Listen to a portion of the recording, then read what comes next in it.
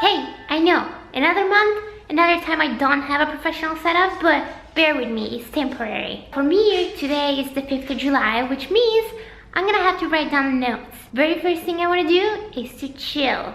I really wanted to see the countryside with pugs and Felix, so I went on Airbnb and found the hut that looks so amazing. It's basically in the middle of nowhere and it's so pretty and relaxing, so you're gonna come along and we're gonna have a great time together. The second thing is super exciting. I've been invited to the Blue Cross to go to the Victoria Hospital in London, which is where they take care of all the animals. And if you're not familiar, the Blue Cross is this organization here in the UK that takes care of pets and rehomes them, which I think is an amazing thing, and I've been supporting them for quite a while. They noticed the support and they asked me to go, and although I am a little bit nervous, of course I said yes, and I can't wait to go, so that's happening. And then the third thing is to do a simple Q&A, because it's been quite some time since I've done one of these, and I feel like it's time now to do another. You might have some questions for me, so I'm gonna reply to them.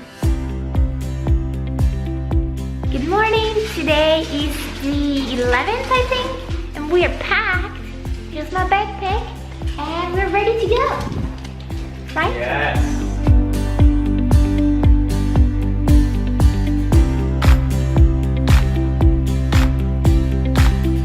Why is there a house there? Where's that house going? I love that you never seen My house. He's getting hit by the house. I never seen a house on a truck.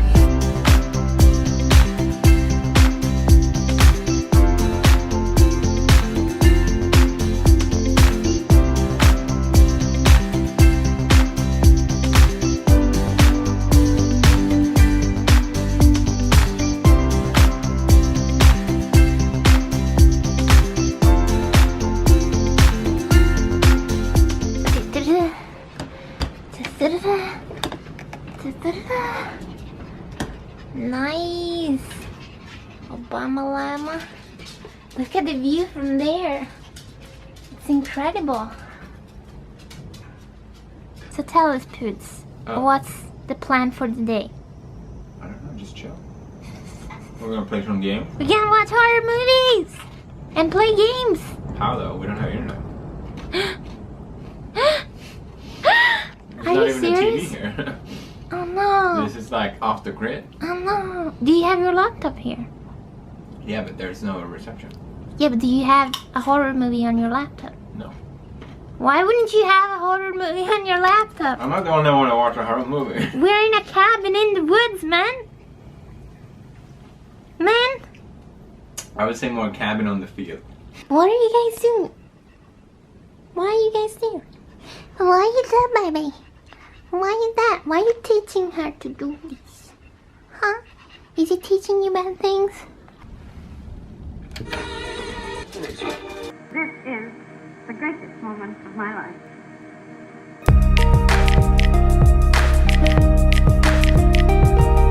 The greatest moment of my life. The greatest moment of my life. The greatest moment of my life. The greatest. Yeah! Feel so small when you fail to see it all. Moment of my life. The greatest moment of my life. The greatest. You might run and hide if no one's on your side. The greatest.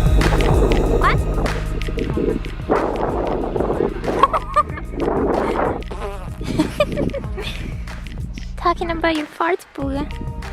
Yay, whatever. Hey, guy. Why is he running towards the cabin?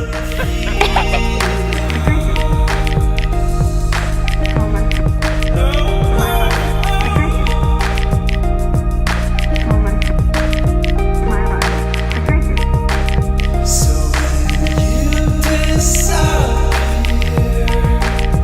I hope you feel the need to come.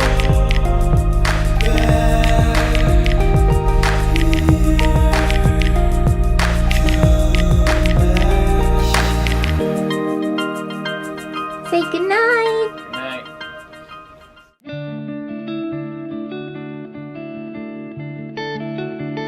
Today, we are going to London. Let's go.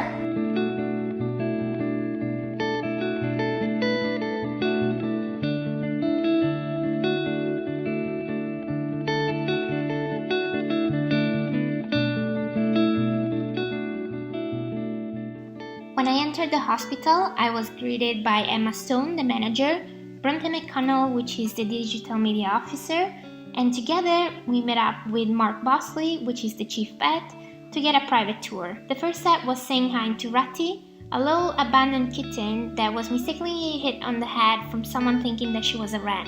The finder then realized that she was a cat and she rushed her to a vet. She was too young to be away from her mother. She was hungry, cold, and suffering from a head trauma. She's now 5 weeks old and she's being cared for by a Blue Cross volunteer until she finds a permanent home.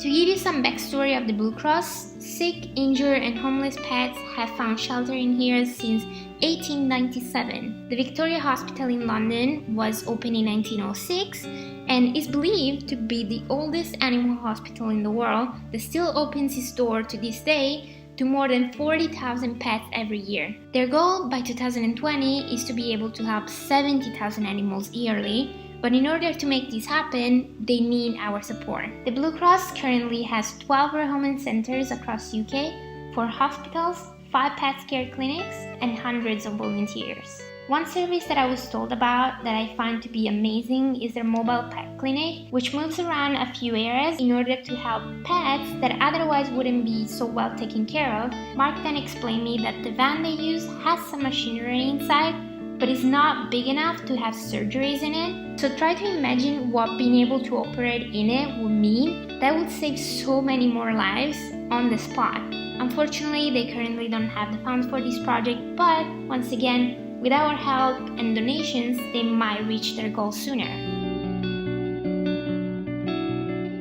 I just got out of the tour and I'm so grateful they invited me over. They had so much to show around, so many animals they were taking care of, and just being behind the scenes of all of these made me appreciate even more what the Blue Cross does. I got to meet the people that work and really, I don't know, put so much effort and passion into these, and just see them taking care of all these animals made me so happy inside. I'm sorry if it's so loud out here, but we're in London. But anyway, if you want to check them out and help them, or maybe adopt a little animal for yourself, I'm gonna leave a link down below. And now I'm gonna go home and take care of my own puppies.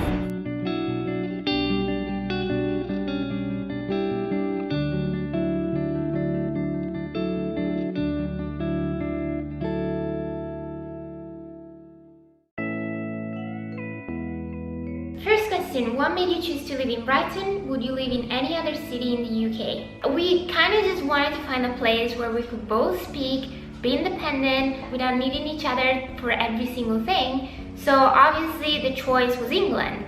And I remember a friend of mine told me while I was in high school that she visited here and she loved it. So we decided to book a short holiday. We came here in November and I remember vlogging it. At that time we just fell in love. We knew this was the place where we wanted to be. So from November where we visited, we waited until July, and that's when we officially moved here, the 1st of July. And from then, it's been 3 years since we moved here. I absolutely love this city. I think it's 100% me. There is so many like vintage and secondhand shops, so many creative places, beautiful architecture, and it's overall like more relaxed than a really big city. And it's by the seaside, which is something both Felix and I really wanted. And it's just so open-minded that I think this would be the perfect place for us to stay. I don't think we will move somewhere else because we love this city so much. So if it was in the UK, this is the place.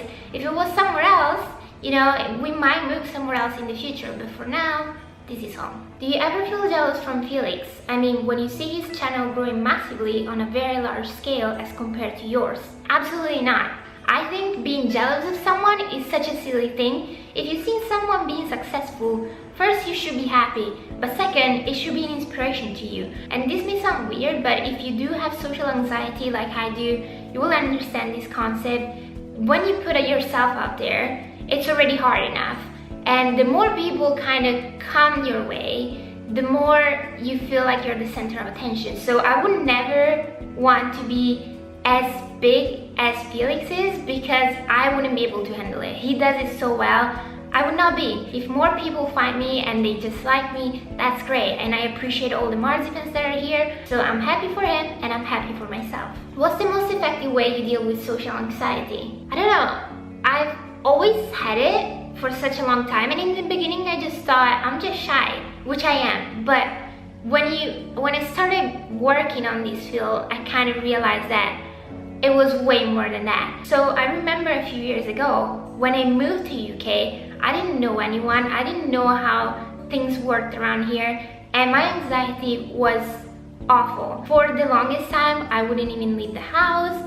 I wouldn't be able to go anywhere on my own, and I didn't know how to function. So eventually I realized that was so bad. I was so unhappy. And although I did make videos and that kind of helped for me to feel like I was still social, I felt like I needed to go out there. So I just started with very small things, and eventually I managed to get out of my bubble a little bit more every single time, and now I can totally just go places myself, like to the doctor, to the grocery store, to get my nails done. Even silly things before were not simple for me. So I think what really helped me was first to push myself a little bit, and this could be as small of a step as you want or as big as you feel comfortable with. The key here is being comfortable, because if you don't feel like it and you push too hard, that's gonna backlash and you're gonna feel like so bad because you weren't able to succeed or to face your fears. So it's about really knowing what you're comfortable with, knowing yourself, respecting yourself and your time. Don't be too harsh on yourself because that wouldn't be productive. But if you do try to push yourself a little bit and you succeed, most likely, even if you think it's impossible, if you just give it a go in smaller things, you will do it. After you're done with it, just be proud of yourself, celebrate, do something nice for yourself to show, that you managed to do it on your own. And in the beginning, I couldn't do most things on my own, as I said. So what helped me was to kind of lean on some people. And I say some people because if you only pick one, that will be too heavy on the person. You don't want to put that pressure on someone else.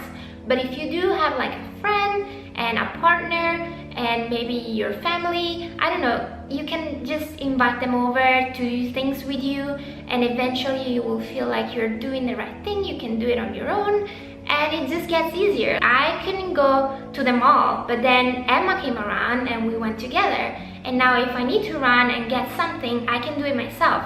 But before, initially, she was there for me, and she's still there if I need her. So just find people that you can trust, and whenever things are a little harder for you, try to ask them for help without making it too much of a pressuring thing for them. Just, make it go natural, and I think eventually you will manage to expand what you're comfortable with, I think. Next question, what books are you reading right now? Any recommendations? And good luck in studying interior design, stay safe.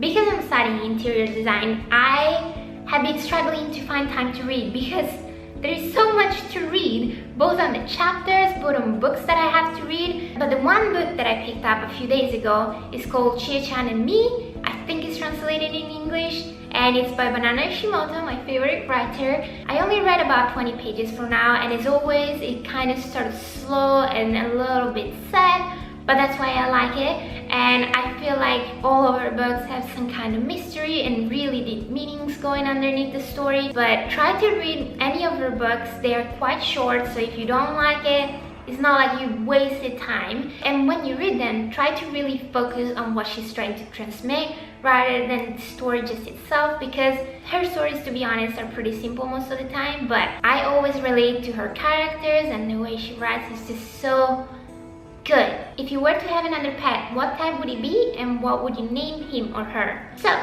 guys, I did not tell you about this, but last year in November I was in San Francisco and I was at a restaurant with Felix. We were eating fries, french fries. All of a sudden he just was like, I'm gonna give up eating fries for a whole year. But if I don't, what do you want?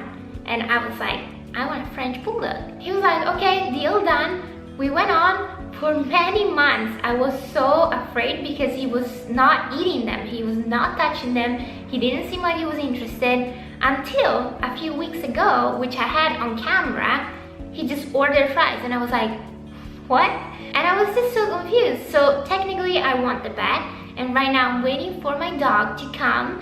He's not getting me one yet. It could either be a French bulldog or a white pug, but if I had one, I would definitely call him Mayo. Hashtag we want Mayo. Thank you. What are your favorite holiday destinations? What places impressed you the most, and where would you like to go next? Ooh, I am so passionate about traveling. This is such a hard question. Okay, so definitely I think you may be able to tell I love Japan. I visited Tokyo, Nara and Kyoto, and I love all three of them. They are so different from each other. I wouldn't be able to pick one on top. Actually, Kitakamakura is also amazing. So Japan, number one on my list. I absolutely love it there, and it's just so different, and it makes me feel so good when I'm there, and I'm so happy. Second place I absolutely love was San Francisco in California. The architecture there is insanely beautiful. I think everything there is just magical. I just love it there. I think it's so pretty. It's probably the prettiest city I've ever been to, in my opinion. So San Francisco, big like as well. But then it's really hard. I really like Singapore because it was very different. There was that kind of very modern side of it, and then very traditional, and I really enjoyed seeing that. Another specific place was the Dracula Castle in Romania, which I visited when I was younger, and I remember just loving it. In Italy, there are other places that I love, like Pisa or Lake Garda. They are such amazing places. And then Santorini is so stunning. It's in Greece. Really beautiful, although I wouldn't suggest going there for too long. It's just really pretty to look at, but there isn't too much going on. And with someone like me who can't really sit down and just sunbathe, I want activities to do, but very stunning. So I don't know, I feel like I'm missing many places, but those are definitely the top ones. And a place where I would love to go is either Iceland, which I'm looking forward to go in the near future, hopefully, and Vietnam, which is a place I've been wanting to go to for so long. And Felix and I have talked about going there, but him going away for more than a week is not really doable, and I'm studying as well and stuff like that. So right now it wouldn't be able to happen, because if I do go there, I want to really visit it well. So that's not possible right now, but Vietnam, I'm coming for you. Okay, so this is the ending of the Q&A and this video as well. I really hope you enjoyed it, and I'll see you next week. Bye! Thanks for watching!